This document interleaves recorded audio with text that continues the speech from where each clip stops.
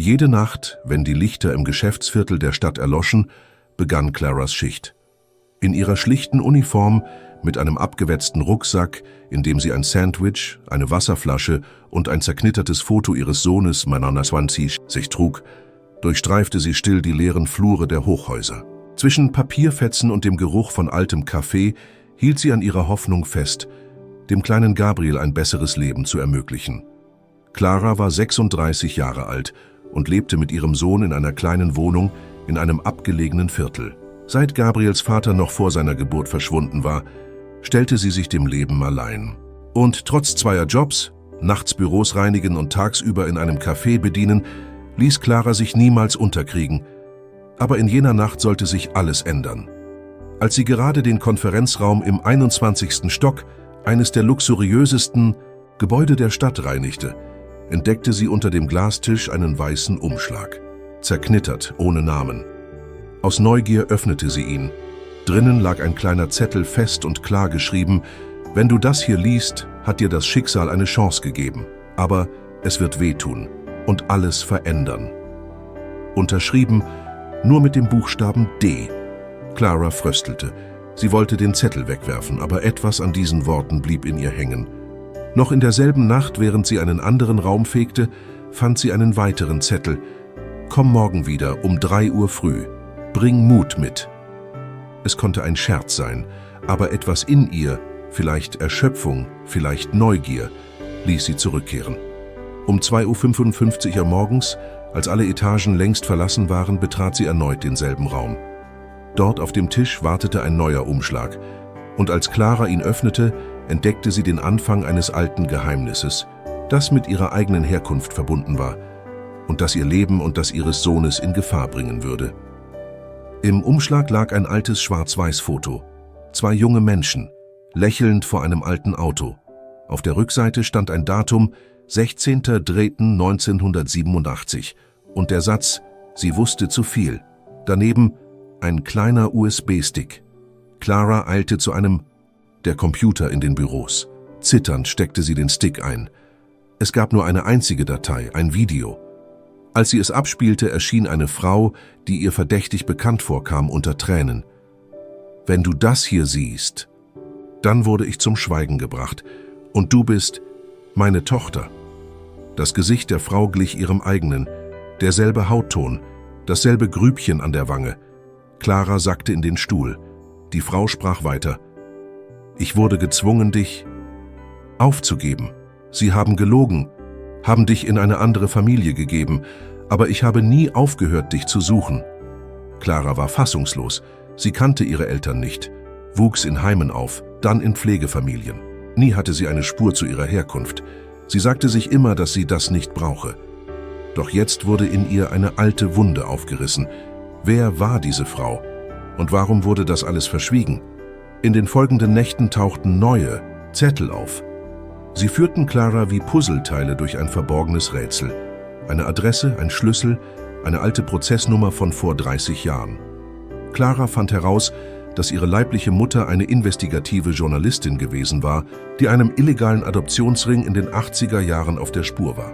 Als sie alles offenlegen wollte, verschwand sie. Offiziell starb sie bei einem Autounfall. Aber was, wenn alles nur vertuscht wurde? Je tiefer Clara in die Geschichte eindrang, desto klarer wurde ihr: einflussreiche Menschen waren noch immer in die damaligen Vorgänge verstrickt. Und jemand wollte auf keinen Fall, dass die Wahrheit ans Licht kam. Eines Nachts, als sie das Gebäude verließ, fuhr ein schwarzes Auto zu langsam an ihr vorbei. Am nächsten Tag war der USB-Stick aus ihrem Rucksack verschwunden, aber Clara hatte Kopien gemacht. Mit Hilfe ihres Kollegen Raphael, einem früheren Jurastudenten, der nun nachts Toiletten putzte, begann sie alles zu dokumentieren. Und als sie dachte, sie hätte schon alles gesehen, erreichte sie der merkwürdigste Zettel von allen. Der Mann, der dich damals wegbrachte, lebt. Und er bereut es. Er liegt im São Marcos Krankenhaus, Zimmer 47. Clara ging dorthin. Sie fand einen alten Mann mit weißen Haaren, angeschlossen an Schläuche, die Augen feucht, als er sie sah. »Clara?« flüsterte er, noch bevor sie ihren Namen sagte. »Ich war feige, man bezahlte mich, dich von ihr wegzubringen. Aber ich habe es bereut.« Er überreichte ihr ein kleines Kästchen.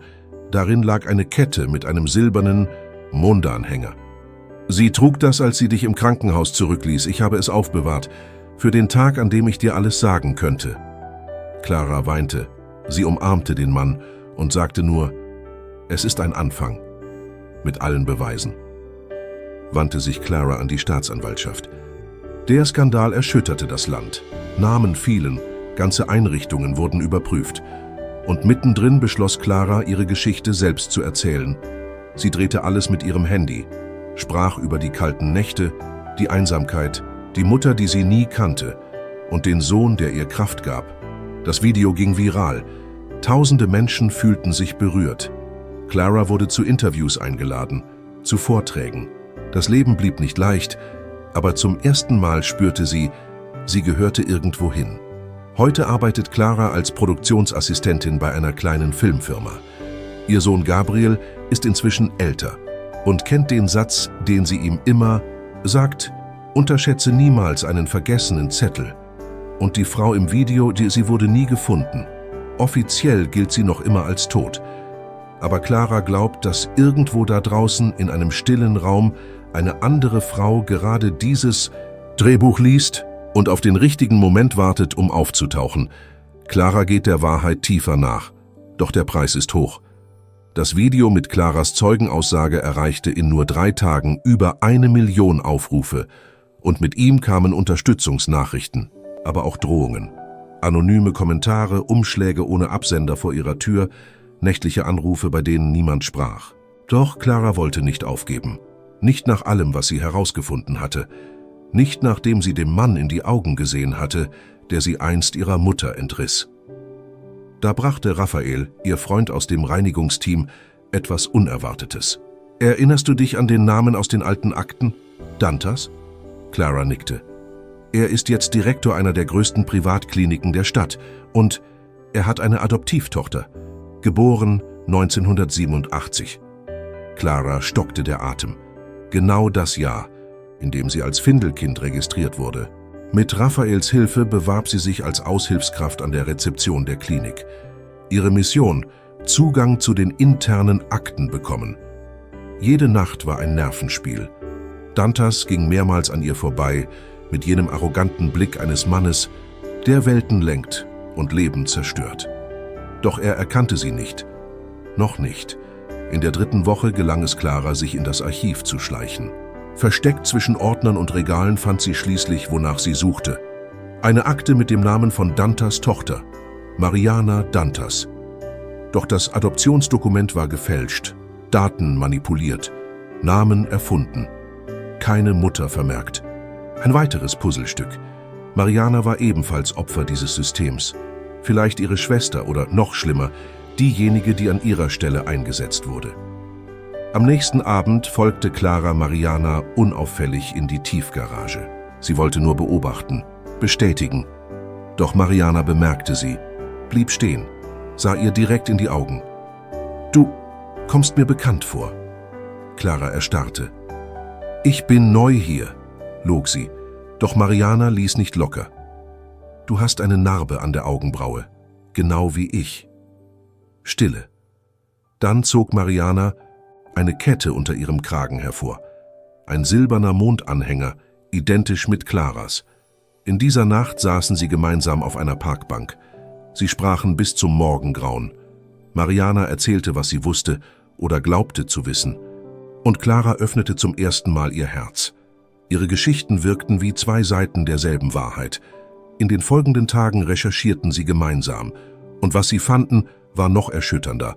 Claras Mutter, vielleicht auch Marianas, lebte. Sie war in einer psychiatrischen Klinik unter falschem Namen eingesperrt, jahrelang ruhig gestellt, als wäre sie verrückt. Die Klinik lag in einer Nachbarstadt. Mit allen Unterlagen in der Tasche fuhren sie dorthin. Zimmer 214. Dort sahen sie eine Frau mit leerem Blick, grauen Haaren, langsamen Bewegungen. Doch als Clara sich näherte, flüsterte die Frau: »Mond, mein kleines Mondmädchen.« Die Tränen flossen wie ein Sturm. Clara schloss ihre Mutter in die Arme und sagte: »Ich habe dich gefunden, Mama. Ich habe dich gefunden.« Sie weinte. Mariana ebenfalls. Und zum ersten Mal waren 3 Frauen, durch ein zerbrochenes Schicksal verbunden, wieder vereint. Die Einweisung wurde aufgehoben. Mit Hilfe ehrenamtlicher Anwälte wurde der Fall öffentlich gemacht. Dantas wurde angezeigt. Weitere Namen tauchten auf. Es folgten Verhaftungen. Claras Mutter kehrte nach Hause zurück und begann langsam wieder zu sich selbst zu finden. Clara gründete mit Raphael und Mariana eine NGO. Sie half jungen Menschen in schwierigen Lebenslagen und recherchierte verschwiegene Fälle von Kindesentzug. Gabriel, ihr Sohn, sagte stolz: „Meine Mama hat die Wahrheit zwischen dem Müll anderer Menschen gefunden."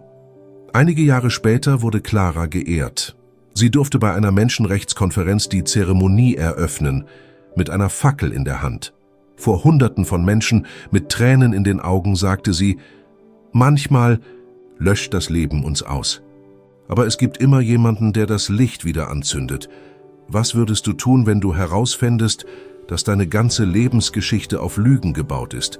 Hättest du den Mut, alles aufzudecken, selbst wenn es weh tut? Schreib uns." In die Kommentare, aus welcher Stadt du zuschaust. Deine Geschichte kann jemanden berühren.